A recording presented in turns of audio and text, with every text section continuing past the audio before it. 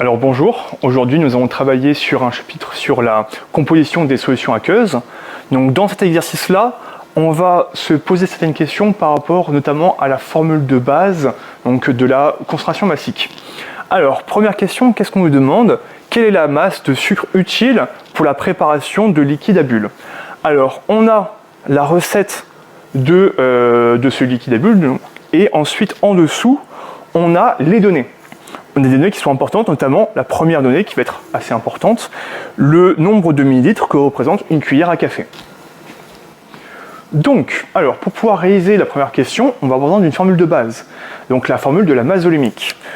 Donc la masse volumique de sucre est égale du coup à la masse de sucre divisée par le volume de sucre. Alors, comment est-ce qu'on sait qu'il faut utiliser cette formule?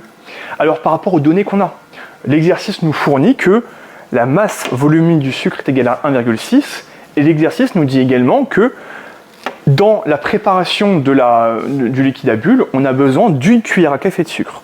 L'exercice nous dit également qu'une cuillère à café fait 5 ml. Donc, au niveau de son volume, on peut le déduire. Sauf que nous, on nous demande de trouver la masse, donc on va modifier la formule. Donc là, la masse du sucre est égale à la masse volumique du sucre multipliée par son volume. On n'a plus qu'à remplacer. La masse volumique, 1,6 g par millilitre. On multiplie bien par des millilitres, donc on va avoir un résultat en grammes. Donc là, le nombre de millilitres, une cuillère à café fois 5, ça fait 5. Et du coup, on trouve 8 grammes.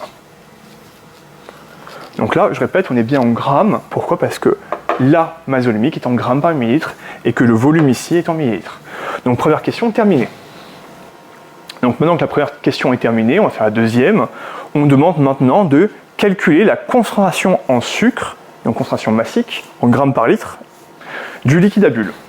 Alors pour la deuxième question, on va avoir besoin de la formule suivante, donc de la concentration massique. Donc Cm est égal à la masse de sucre divisée par le volume total.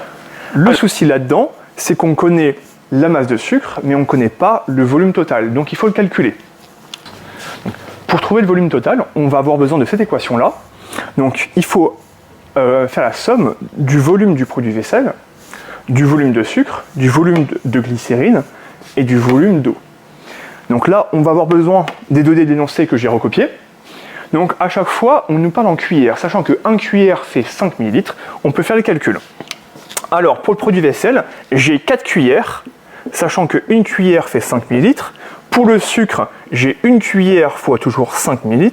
Pour la glycérine, j'ai 2 cuillères fois 5 ml. Et pour le volume d'eau, on nous le donne, le verre d'eau, c'est dans l'énoncé 25 centilitres. Alors 25 centilitres, il faudrait le mettre en millilitres parce qu'à chaque fois là, on a des volumes en millilitres. Donc 25 centilitres en millilitres, ça fait 250. Si on fait la somme de tout, on trouve 285 millilitres. Parfait. Donc maintenant, on connaît la masse de sucre, on connaît le volume total. Attention, il ne faut pas faire l'erreur ici.